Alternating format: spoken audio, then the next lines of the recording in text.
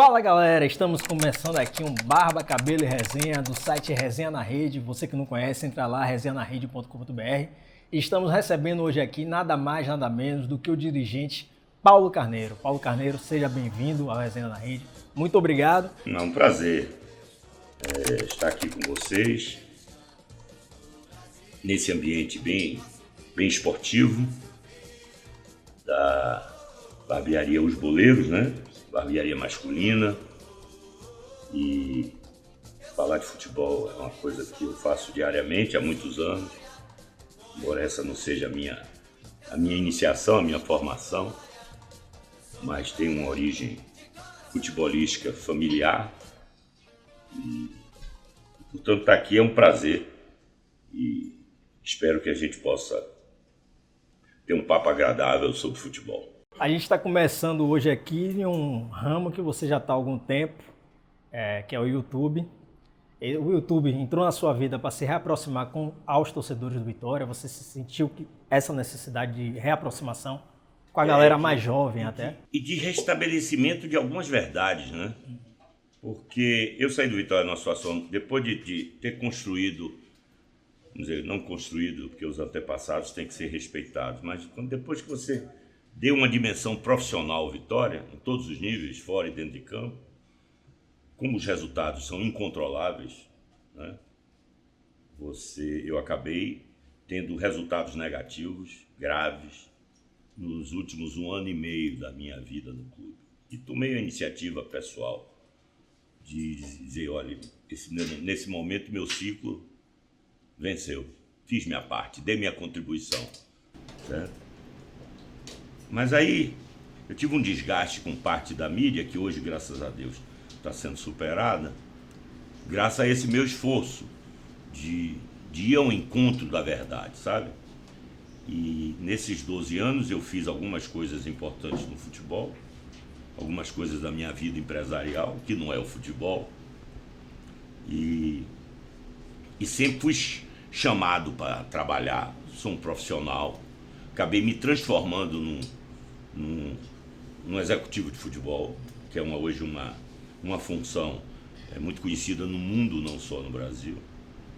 Tive algumas oportunidades, não escolho qualquer projeto. Fui agradar algumas pessoas amigas, como por exemplo, um dia o dirigente do Fluminense, Zé Chico, foi em minha casa, me ajude no Fluminense. Eu passei lá 2 meses e vi que não tinha chance nenhuma, porque arrumei ainda todo o centro de treinamento do Fluminense, sabe? Mas depois vi que eles estavam muito mais preocupados com a política em feira do que com o Fluminense. Aí eu me afastei imediatamente. E tive um convite do Bahia, profissional, 3 anos depois que eu saí do Vitória, quer dizer, não foi logo depois. Muita gente não contextualiza as coisas, sabe? Acha que eu saí, estava com raiva de ninguém, certo? Recebi um convite profissional, difícil, desafiador, por motivos óbvios, mas financeiramente extremamente, porque eu só iria com uma situação extremamente... E algumas pessoas entendem, têm uma visão mais aberta, outros são mais radicais, sabe? E hoje, retornar para o Vitória? Aí o que eu fiz? Eu participei de uma eleição em 2016, nem estava pensando nessa eleição, entrei para ajudar amigos que estavam no movimento chamado Século XXI.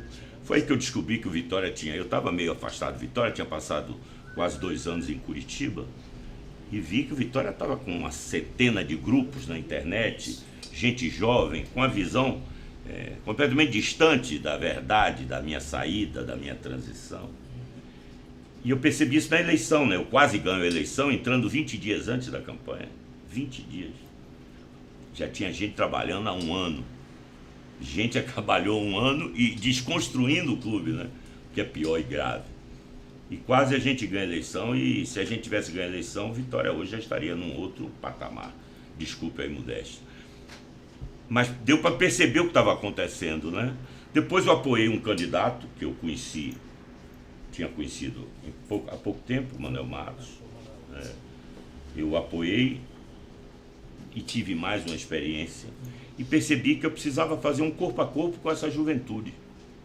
E aí, com essa juventude que eu conheci de meu lado nessas campanhas, nós montamos um movimento que ficou com o nome da chapa de 2016, que é o Movimento Vitória Gigante, que tem site, que tem grupos no WhatsApp. E aí eu fui me aproximando, as pessoas começaram a ver que o bicho não era tão como pintavam. Eu sou um cara do bem, gosto de conversar sobre tudo, aberto. E isso está fazendo eu me aproximar dessa juventude, certo? E hoje retornar ao Vitória é um sonho do Paulo? Não, não é um sonho. Pode ser uma oportunidade. Eu estou sempre para servir meu clube. Nós temos um movimento Vitória Gigante que vai estar nas eleições, mas pode não estar com candidato a presidente. Paulo, a gente conversa com muitos torcedores do Vitória, e uma mesma pessoa, ela te respeita como dirigente pelos 17 anos que você passou pelo clube, mas ao mesmo tempo essa pessoa ela tem uma revolta por causa de 2004 e de 2005. Você, não como dirigente, mas como pessoa, como é que você lida com isso? Eu entendo, né? O ser humano é o ser humano, né? Ele, é como eu falei, né? Nós ainda temos um provincianismo latente aqui no Nordeste, né? Nós não somos o torcedor do time, nós somos o torcedor do resultado do time, sabe? Esse é um grande problema. O torcedor, hoje ele está apaixonado por Carpegiani, não está? Uhum. Ele também foi apaixonado por Mancini. Há 6 meses atrás, Mancini tirou o Vitória do rebaixamento. Tirou, ninguém tira sozinho, mas participou, foi líder do time, né? Chapecoense ajudou, tá? Todo mundo ajuda, né? Uhum. Aquela mãozada de Rodrigo também ajudou. Se não acontece aquela mãozada, o Vitória estava rebaixado. Porque o Vitória já estava batido naquele jogo fora de casa da Ponte Preta. E aconteceu tudo aquilo. Porque o futebol também tem esse lado, né? O lado das chances, da sorte ou do azar. Então o torcedor, ele não reclama de 2004, 2005, ele reclama mais de eu ter estado no Bahia. Falando um pouco aqui de 2004, 2005, você é um cara de personalidade forte, né? Todo mundo sabe disso. Não sei como é você na vida pessoal, mas você aparenta ser um cara de personalidade forte. Como foi? A gente pega aqueles elencos, tanto 2004, tanto 2005, não são elencos para estar na rabeira de tabela. Como foi para você lidar com aquela situação? E se você se arrepende de algum jogador daquele elenco, você fala assim, caramba, não era para ter contratado aquele cara. Edilson realmente em 2004, não deve gostar porque eu falo e dou nome, ele foi talvez um fator de desunião do grupo. Eu não sei, você não consegue num esporte tão coletivo, com atividades tão multifatoriais, você não consegue elencar, identificar, é uma covardia isso. Eu digo que o responsável era eu. O regime é presidencialista, bom. Agora, o grupo, modéstia à parte, eu sempre fui um grande montador de plantel. Se a gente for olhar no papel... Não é? Basta pegar de 89 para cá. Não é? Eu sempre fui um grande montador de plantel, modéstia à parte. Sempre tive jeito para isso, sabe? E quando o Vitória caiu, o Vitória tinha até junho o melhor time do Brasil. Tinha sido a semifinalista da Copa do Brasil, com um time que tinha Kleber Santana, que morreu no acidente lá da Chapecó. Jovem, que eu peguei com 21 anos do esporte. Tinha Edilson, Lampeta, Xavier, Vinícius, Pedro. Jogadores de altíssimo nível, né? E nesse mesmo ano o time... né? Então o problema nunca foi plantel, né? Meus elencos sempre estiveram entre os melhores da história do futebol da Bahia. Né? Então foi uma fruta podre no meio do... Sei lá. Eu costumo dizer que o esporte é assim, perdemos. Depois, numa salinha fechada, a gente pode discutir. Eu falo disso porque eu assisti algumas coisas muito desagradáveis entre ele e o treinador, entre ele e o elenco, que eu acho que proporcionou um desgaste. Né? O grupo não gostava dele. Mas futebol também não é só campo, né? Nesse mesmo período foi quando houve a recompra das ações do Excel. Você acha que aquele momento você deveria ter feito aquela recompra? Sim, mas aquele momento não desestabilizou o clube financeiramente? Porque foi 2004 e 2005, mesma época, né, dos rebaixamentos. Eu vendi, o conselho do clube vendeu o Vitória. É bom que o torcedor mais jovem entenda esse momento do Vitória S.A., que foi de junho de 2000 até dezembro de 2009. Eu saí em setembro de 2005. Vitória foi SA até 5 anos depois. Qual a diferença de SA para um clube? E no final do século XX, final da década de 90, o futebol viveu uma nuvem de profissionalização no Brasil muito grande. Que pena que tenha sido uma nuvem, porque ela passou. E o Vitória, sempre pioneiro, empreendendo à frente do mercado. O Vitória foi o primeiro clube empresa do país, registrado 4 de março de 98, ainda sem sócio, porque eu sabia que se eu levasse um sócio para dentro do conselho, como todo clube politizado, eu ia entender, pô, Vitória vai ter dono. Premier League, todos os clubes têm dono e as torcidas são apaixonadas.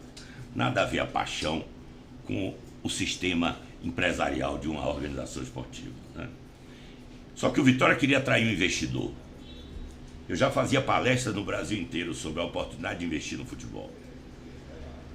E um dia eu fiz uma palestra no antigo prédio da Gazeta Mercantil de São Paulo e juntei 60 empresários do mundo de entretenimento, porque o esporte está dentro da indústria do entretenimento. Juntei gente da Disney, conseguimos um trabalho fantástico. Lá eu encontrei 3 jovens, um deles depois era o dono da Esporte Interativo, você vê onde está a minha ligação com o Esporte Interativo, a ligação do Vitória, minha não. E eles fizeram uma proposta para arranjar um sócio para o Vitória. Eu já tinha SA. Por quê? Porque se você investe hoje num clube como o Vitória é hoje, uma instituição sem fim lucrativo, ninguém bota um centavo. Sabe por quê? Porque ela é sem fim lucrativo. Se você bota o dinheiro, você não pode tirar depois. Mas o Palmeiras não é sem fim lucrativo. E não tem investimento nenhum. E a Crefisa? Patrocínio. Simples. De um apaixonado, riquíssimo, que bota 80 milhões no Palmeiras, quando o mercado paga 20, no máximo. Por isso que o Flamengo desse bom. Deixar de ser sociedade sem fim lucrativo hoje no Brasil não é prejuízo para os clubes, já que tem imunidade, tem imposto reduzido. Aí é que tá. Se o Vitória não tivesse trazido 12 milhões de dólares de fora, ele não teria dado o salto que deu. Pagou imposto. Hoje se há um movimento em Brasília para que os clubes voltem até a oportunidade de ser empresa, que podem ser hoje, porque a Lei Pelé permite. Certo? Mas eles têm um problema hoje da carga fiscal, que eu tive no Vitória S.A. Certo? A instituição sem fim lucrativo paga muito menos impostos. É isso. Exato. Sai elas por elas. Não sai elas por elas. Porque hoje o Vitória tem um orçamento de 80 milhões e os 10 principais clubes do Brasil têm um orçamento médio de 300. Como é que você ganha? Ou você cresce o Vitória vai ser um time de Série B. Eu estou dizendo isso ao torcedor para ele acreditar. Ele acredita se quiser. Para não ficar maculando os dirigentes. Às vezes você tem dirigentes incompetentes. E às vezes você tem dirigentes inexperientes. Todos fazem mal a uma instituição que tem que ser cada vez mais profissional. Entendeu? Mas uma coisa é certa. Nós estamos já, em função da negociação do direito de televisão, deixar de ser coletiva para ser individual. O que é que faz uma empresa de televisão quando negocia individualmente? Pega seus índices de pesquisa e dá dinheiro a quem dá mais audiência. E dá menos dinheiro a quem dá menos audiência. A história recente do Bahia com o esporte interativo, dessa negociação individual, demonstrou ser também perigosa. Excelente. Você acha? Claro. Que foi provar. O que eu falo, eu provo. Embora seja uma opinião minha, você pode discordar, mas eu apresento fatos. Até chegar esporte interativo no mercado, a janela de exibição, você sabe que você tem 5 janelas de exibição, não é? Aberta, fechada, pay-per-view, internet e celular. São 5 hoje. E a fechada, os clubes de futebol vendiam no Brasil a fechada sem concorrência, sabe por quanto? 60 milhões. Em bloco. 60 milhões pagava a Globo. Sabe quanto é hoje, depois que entrou o esporte interativo? Por ano? 550. Sabe quanto ganhou o Bahia por ter feito essa negociação com o esporte interativo? Botou 40 milhões no bolso. 40 milhões. Era o preço que todos os clubes recebiam pela janela. Quase, 40 para 60. Então, o que aconteceu, o movimento no mercado que fez a Esporte Interativo encerrar suas operações é uma questão empresarial. Mas a Tana vai pagar tudo, o Bahia não tem um centavo de prejuízo, sabia? Bahia vai ter sua transmissão toda feita. Mas comercialmente, você tinha programa de televisão e hoje você não vai ter Quem mais. Perdeu foram os acionistas. Para você vender sua marca vai ser mais difícil hoje para o Bahia. Vai ser mais difícil. A Space e o TNT tem mais audiência que a Esporte Interativo. Mas não tem a tradição esportiva. Mas vai ter, tudo na vida se constrói. O que eu quero lhe dizer é o seguinte, é um choque no mercado, só que você tem que avançar. Você não pode adivinhar o que está acontecendo nesses mega grupos empresariais de mídia dos Estados Unidos. Certo? Faz parte do processo, você não pode ter medo de crescer. Certo? Às vezes você tem uma interrupção, dá um tropeço e avança. Né? A realidade é que o futuro não está na TV fechada. O futuro está na internet. Né? Por exemplo, o Campeonato Nordeste pode ter uma grande oportunidade competitiva com a saída da Esporte Interativo. Por quê? Porque a Tana, que é uma empresa americana que respeita contratos, ela vai pagar pelos direitos do Campeonato Nordeste até 2024. Mas se tornou o que é pelo Esporte Interativo. Se tornou o que é pelo Vitória. Porque quem criou aquela zorra foi eu. Estou falando da história recente. Porque quem criou o Campeonato Nordeste fui eu. E chamei a Esporte Interativo e deu os direitos a ele, graciosamente, porque eu precisava de era uma empresa de marketing na época, chamada Top Sports, e que cuidava do marketing do Vitória. Foi através desses direitos criados no Vitória que a Top Sport virou um grupo de multimídia chamado Esporte Interativo. Paulo, acredito que para estar no futebol o cara tem que ser, mais do que tudo, político também, um ser político. Falo como um ser político. E durante 17 anos, acredito que você tenha feito muita política dentro do Vitória. Eu fui político. Você foi político, vereador e deputado. Mas você acha que em algum momento você perdeu esse ser político e acabou perdendo? Eu estava... Vitória vivia o melhor momento da sua vida em 2004. Porque eu tinha vendido a SA. Nós. Desculpe quando eu falo eu. Nós vendemos a SA por 12 milhões de dólares. 6 milhões de dólares. E mais 7 de uma abertura de crédito. É quando um sócio bota um dinheiro na sociedade. Sabe por quanto nós recompramos essas ações do Vitória? Por 500 mil dólares. Então o problema não foi de caixa. É lógico que o fundo começou a descumprir seus compromissos no Vitória, a gente acabou negociando uma recompra. Mas o Vitória continuou sendo SA até 2009. Normal, com outra gestão depois da minha saída. O Vitória estava com um estádio pronto para ser construído a partir de setembro de 2005. Nós, em outubro de 2004, te recebemos um alvará de construção da prefeitura. Seria na paralela, né? E sabe que estádio era esse, Oswaldo? Você já vi que era o projeto da Arena Corinthians. Né? O estádio do Corinthians, o projeto do Vitória. Se você pegar a maquete daquela arena que eu ia fazer na paralela, nós íamos fazer na paralela, e a arena do Corinthians, você vai ver que é o mesmo estádio. Aquele projeto nasceu no Vitória. Quando o Vitória caiu, veja como a queda deu outras repercussões, não só no jogo, né? A equação de viabilidade econômica do negócio passava por direitos de televisão. Quando a gente cai, a gente perde direitos. E aí houve uma retração do investidor. Nós já tínhamos investidor. Nós já sabíamos quanto ia custar o estádio. Nós já estávamos negociando a parceria. Vitória não teria a Fonte Nova. Já pensou aonde o nosso rival estaria nos vendo hoje? Não teria a Fonte Nova. Porque o nosso estádio foi o estádio que abriu a Copa do Mundo. Não era um estádiozinho qualquer. E muito mais completo que o estádio do Corinthians. Porque ele tinha centro de convenções, você sabe que é uma carência na Bahia. A gente já enxergava isso em 2004. Tinha um centro de convenções gigantesco no complexo. Tinha um anfiteatro para shows ao vivo, até 40 mil pessoas. Que também até hoje a gente faz aonde? Na arena improvisada, no parque de exposição. Olha a visão que nós tínhamos em 2004. Esse anfiteatro teria toda a infraestrutura, cabeação, tudo em subterrânea. Eram 2 campos de futebol tamanho, com uma pequena inclinação para você assistir em pé, sem ter o problema de... Ponto cego.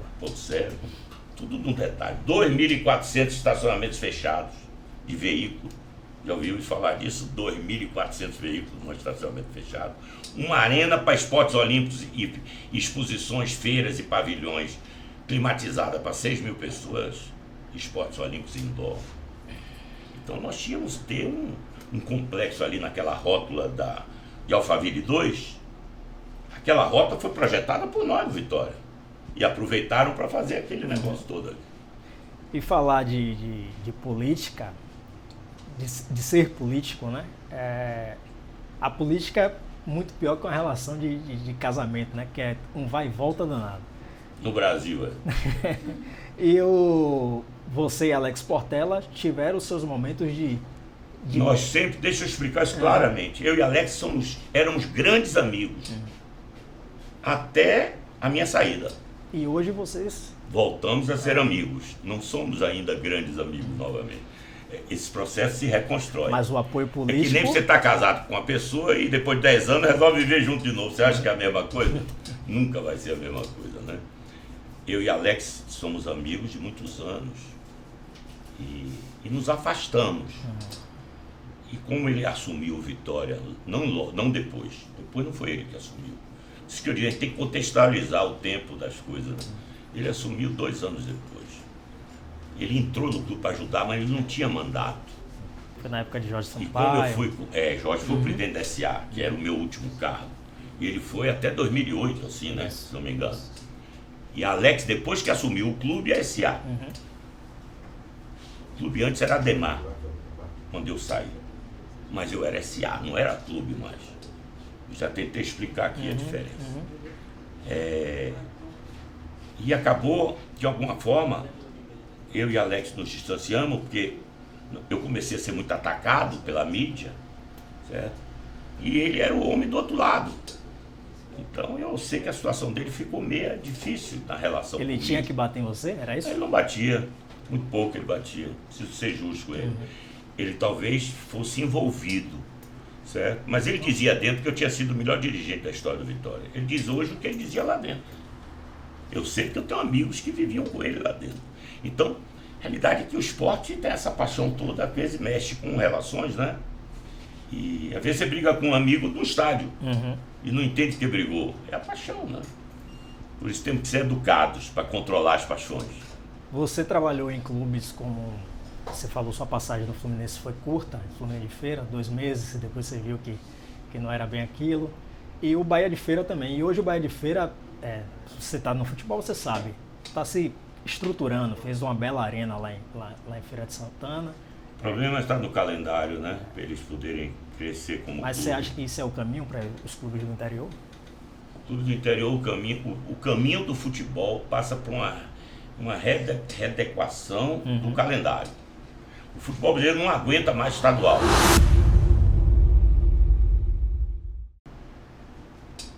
Se isso vai atrapalhar o Bahia de Feira, vai. É isso, como é que o clube... Não tem chance. O estadual tem que virar um negócio de sub-23. Fora da linha... O atual presidente está prometendo isso. Que presidente? Do Vitória. Mas ele não joga sozinho. Ele não está prometendo isso. Ele está copiando o que ele ouve de mim. Desculpe ele também, porque nos debates eu percebia que no primeiro debate eu trazia uma ideia, no outro ele trazia a ideia que eu falava. Eu ainda brincava com ele, você está um copista militante. Né? Mas tudo bem, copiar o que é bom não é demérito, né? Ninguém nasce sabendo nada. Isso não é demérito, não estou fazendo nenhuma crítica pessoal. Certo? Agora, eu falo em sub-23 há uns 18 anos. Porque eu já enxergava que você não consegue... E primeiro eu não quero disputar uma competição para ter prejuízo. Se eu quero ser um clube profissional, você entra num negócio para perder dinheiro? Não, né? O futebol perde dinheiro no estadual há muitos anos. Só no Sul, que a televisão paga muito mais que o valor das competições pela televisão, é que os clubes não têm prejuízo. Aqui nós recebemos 700 mil para disputar o campeonato estadual. 700 mil. Com a folha de 3 milhões. É brincadeira, né? Então o que é que você tem que fazer? Você tem que tirar o estadual da frente do calendário, fazer um campeonato Nordeste fim de semana, valoriza o campeonato Nordeste, aumenta as receitas do campeonato Nordeste, talvez dobre, diminui o campeonato, faz ele mais ponto corrido em 2 grupos, como Alex está trabalhando nesse aspecto, ele está certo. Mas no meio dessa proposta aí você tem as federações, como fazer isso? Aí, meu amigo, tem que ter liderança e peito para peitar as federações. No meu tempo que eu era presidente do Vitória, a federação não mandava o futebol, não. Quem mandava era os clubes. A federação não faz gol, a federação não paga folha de pagamento, a federação tem que estar ali para apoiar os clubes e seus interesses e seus sonhos. E não ela ter o sonho dela. Nunca houve uma união real para os clubes. Não houve união não, mas quando nós criamos o Campeonato Nordeste, a federação não submetia nada. Zero. Por mesmo que a Lei Pelé me permite que eu fizesse uma liga sem precisar da federação. Hoje mudou o mundo, você tem que comunicar, você tem que interligar, você tem que conectar, comunicar. Não precisa romper, mas você precisa convencer. Você tem que ter um convencimento de que do jeito que está não dá. O Campeonato Nordeste pode ser, nós precisamos ter mais receita para competir com os times do Sul. Como é que você vai ter mais receita se você tem um Campeonato Nordeste com datas aleatórias? Você leva um mês para jogar. Essa competição não agrada ao investidor, ao patrocinador, você está entendendo? Então você precisa fazer um Campeonato Nordeste, que é um campeonato nacional, né, porque envolve outros estados, fim de semana, e deixar o campeonato estadual para ser um campeonato lúdico, feito em outros períodos de manhã, feito por um time sub-23. Não adianta fazer isso só o Vitória, certo? Ou só o Bahia, que o presidente do Bahia também fala. Tem que ser todos os estados que disputam o Campeonato Nordeste. Tem que ser um novo modelo econômico e esportivo para o futebol. De 2005 a 2018, você teve ali o período do Atlético Paranaense. Mas eu queria saber a sua personalidade que te atrapalha em ficar longos períodos em clubes, em outros clubes. Eu fiquei 18 anos no Vitória? Não, como é que eu falo de 2005 a 2018. Não. O que te atrapalhou de fazer um longo trabalho? Eu nunca procurei emprego. Eu tenho outra atividade empresarial. Certo? Agora, se vem um projeto que me interessa, às vezes me chama atenção, eu gosto de desafios, tenho muita informação, dessa parte. E o Atlético, eu tenho um amigo de 20 e tantos anos, que um dia me convidou para ajudar ele durante 3 meses, fiquei lá quase 2 anos. Eu não era para passar muito tempo lá, mas gostei. Projeto fantástico de um homem visionário, que começou 5 anos depois de mim, mas um grande empresário, um grande empreendedor, certo? Que transformou o Atlético num dos maiores clubes da América.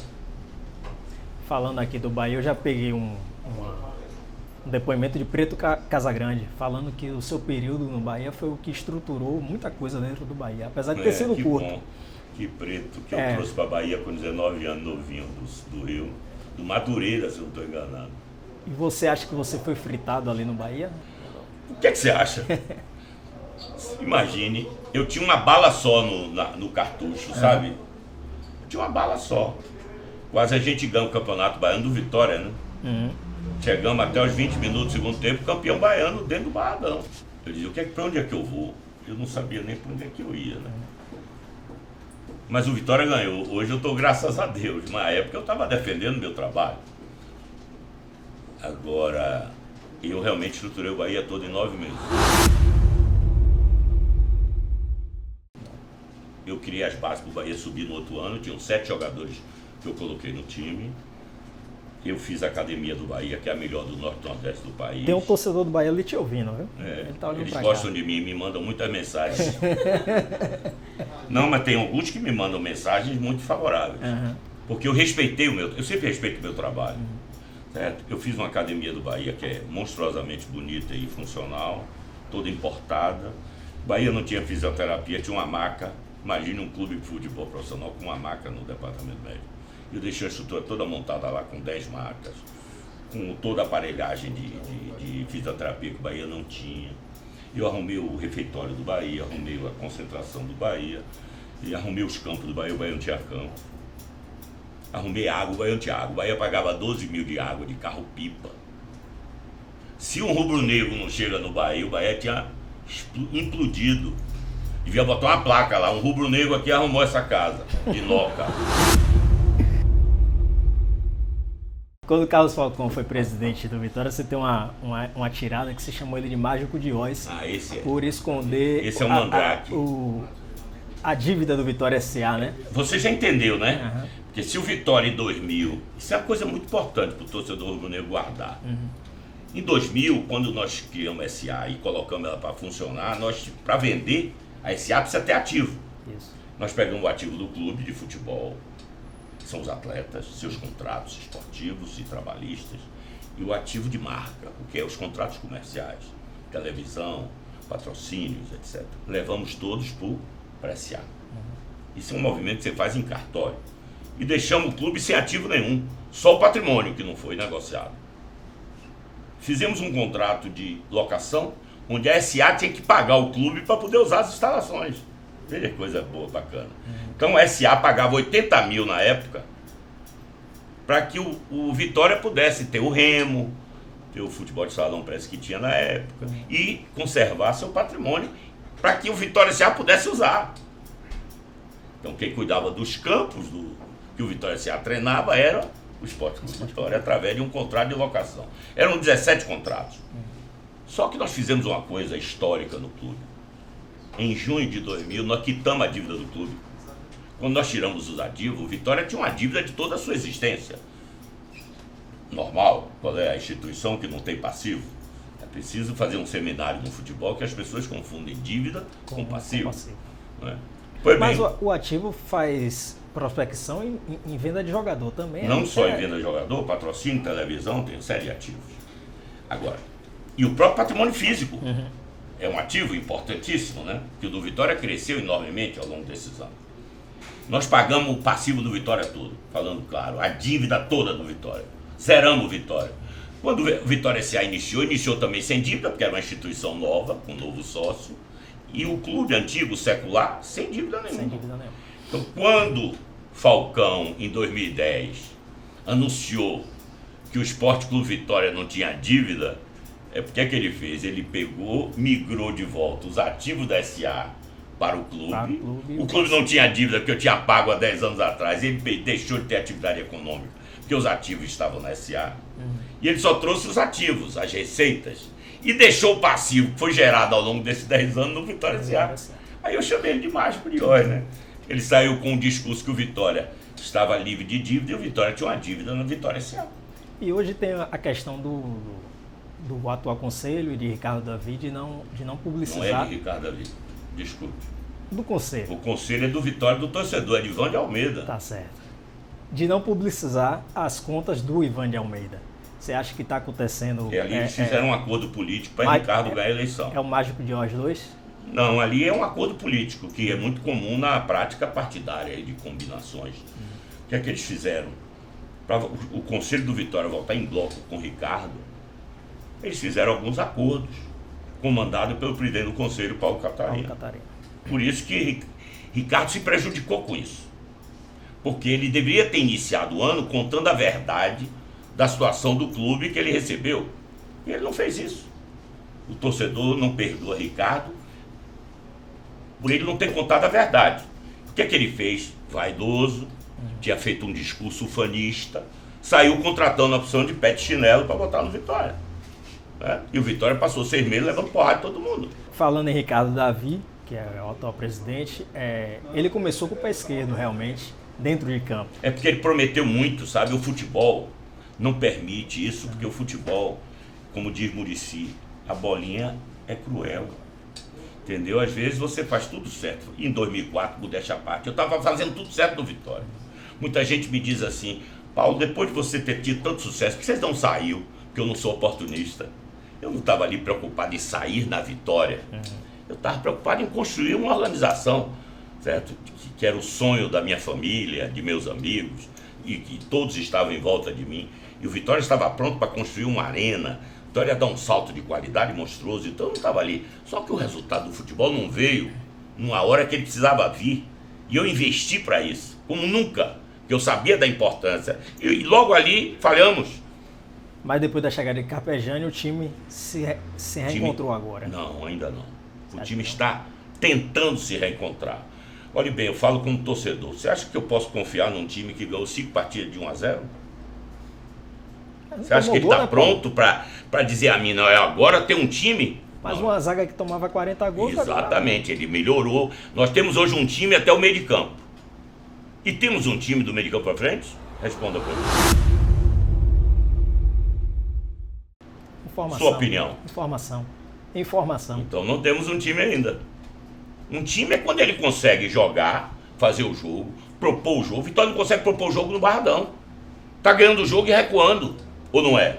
Não adianta mentir pro torcedor, certo? Eu tenho uma boa capacidade de observação do jogo e tento ver o jogo sem paixão, porque sou profissional hoje. Gosto do meu clube, mas sou profissional. Eu enxergo o jogo sem paixão. O Vitória, do meio para frente, continua produzindo muito pouco. Por isso faz poucos gols. E quando faz um gol, faz em casa. E vem, recua para defender, e defende bem. O time está defendendo desde a frente, ajuda a defesa, botou uns garotos novos, rápidos. Isso tem ajudado? Vitória não tem. O Vitória entrou nesse brasileiro sem goleiro, certo ou errado? Estou dizendo, entrou no brasileiro. Sem goleiro, sem laterais e sem volante. Como é que você pode ter time? E sem atacante.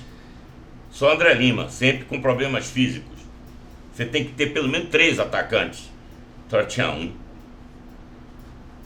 Então, dentro da competição, Deus está nos ajudando. A bolinha não está entrando contra nós.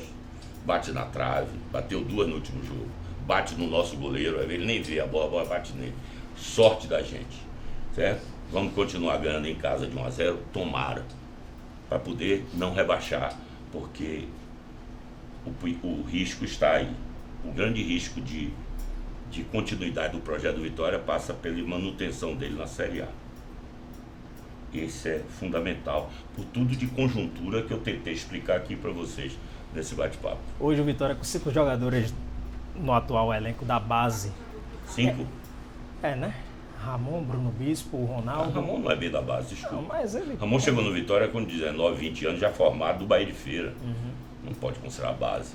Você pega Gabriel Paulista, chegou no Vitória numa Taça São Paulo com 19. Base é quando você pega o menino aos 13 anos. Forma ele como homem, como cidadão e como atleta. Isso é que é formar. Tá difícil também, né? Pegar com o garoto com 13 anos, você não pode é não, fazer. Desculpe, não é não. Tem clubes aí fazendo maravilhas. Vitória, na época, era o primeiro do Brasil fazendo isso. Mas a legislação era diferente. Hoje você tem um Ministério Público aí... Aí você está falando com quem ajudou a escrever a Lei Pelé. Desculpe. Mas hoje você tem um Ministério Público aí barrando que, não, tá que Bahia e certinho, Vitória... Não, no Brasil inteiro, não é aqui. Você não pode ter um garoto com menos de 13 anos no clube. Só pode ter a partir dos 14. Mas isso não impede nada que você forme seus jogadores. Você pode ter suas escolinhas e fazer suas triagens, tudo controlado por computador, certo? No Brasil inteiro. O Vitória precisa ter 300 escolas no Brasil. O Vitória deve ter hoje 10 escolas. Mas como nós estamos atrasados? Eu montei um projeto de escolinha no Atlético. Eu não, o Atlético já tinha o projeto. E nós colocamos para que o projeto também fosse captador. O Atlético já vai para mais de 100. Mas como nós estamos atrasados? E você acha que essa escolinha só tem menino acima de 14 anos? Não. Você pode controlar tudo. Hoje você tem software para tudo. Não é? Você pode ter um sistema, um GF no Vitória, que eu chamo de GF porque eu aprendi assim, gerência de futebol, onde eu posso acompanhar todas as observações dos meus observadores. Isso é projeto, isso é programa e precisa ter inteligência e gestão. O Vitória, na sua história, sempre esteve ligado ao esporte olímpico. Foi assim com o Remo. Comigo não foi. Porque eu precisava crescer o futebol. Mas foi assim com o Remo. O Vitória hoje tem atletas no judô. E teve a questão do basquete, né? Que a gente de fora, a gente percebe que a parceria Universo e Vitória deu certo. Hoje o Universo, não sei se você sabe, foi o primeiro clube de basquete que fechou uma parceria com a Caixa. Eu vi. Eu sempre entendi que o Vitória é um clube de futebol. E eu até dizia lá dentro, e tenho coragem de dizer aqui, eu não quero saber de outros esportes. Eu quero fazer meu clube grande no futebol. Esse é o sonho do meu torcedor. Só que quando eu vi esse movimento do basquete, eu comecei a enxergar Salvador de outra forma, né? Cajazeiro é um lugar de 400 mil habitantes. O Vitória começou a virar a mania daquele bairro, sem muita opção de lazer, feito sem nenhum controle urbanístico, sem nenhum plano urbanístico, residência misturada com o comércio, próprio dos nossos péssimos governantes que tivemos ao longo desses anos. Cajazeiro é uma potência, vamos dizer assim, a nível de comunidades. Aí eu disse, meu Deus, ali pode ser um grande nicho para o Vitória, para aumentar a sua torcida.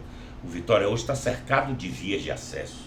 Não tem mais os problemas que tinham antes, quando eu quis fazer arena na Paralela, é porque eu fiz uma pesquisa geoeconômica e a pesquisa me disse que no Barradão não podia ser, que eu não tinha vias de acesso.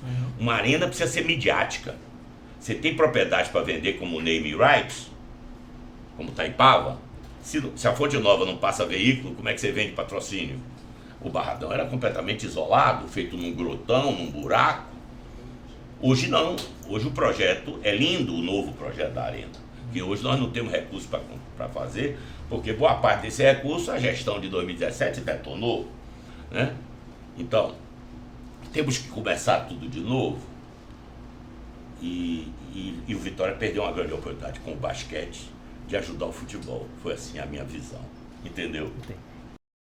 É isso aí, galera do Resenha na Rede. A gente recebeu aqui hoje no Barba, Cabelo e Resenha, nada mais, nada menos, como eu disse lá no começo, do que Paulo Carneiro. Paulo, a gente queria agradecer a sua presença aqui no nosso primeiro programa e que a gente estreie com o pé direito.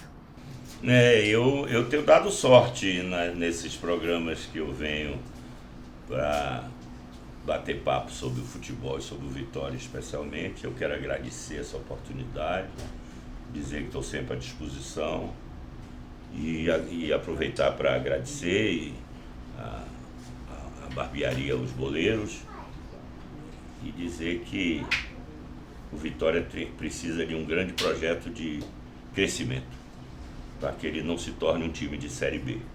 Eu tenho deixado essa mensagem nas minhas entrevistas porque essa é a visão que eu tenho. Ou Vitória cresce, ou Vitória se torna um clube de Série B, porque esses clubes que estamos enfrentando estão crescendo as suas receitas incrivelmente. Vitória não pode ser rebaixado e precisa ter um programa de crescimento de todas as suas receitas. Portanto, a minha visão é de que para o Vitória ser grande, ele precisa ter 50 mil sócios. Vitória não consegue sair de 8 a 10 mil sócios, porque alguma coisa de comunicação com o seu... Essa história de dizer que nós somos pobres, essa história de dizer que nós não temos time. Eu estou vendo clubes aí com muito menos expressão com a gente, com resultados nacionais ainda menos expressivos, com muito mais sócio-torcedor. Nós precisamos criar um canal de comunicação com o torcedor, onde ele acredite no projeto, acredite na liderança e possa acreditar que com a sua participação no estádio, o Vitória pode ter o tão sonhado título nacional. Obrigado a vocês. É isso aí, galera. A gente queria agradecer a nossa parceira, a barbearia Os Boleiros, aqui no Costa Azul. Se você quer beber um chopp, assistir futebol e cortar o cabelo, pode vir pra cá. Eu não tenho barba, mas daqui a pouco eu vou sentar ali também. Valeu, galera. Tamo junto.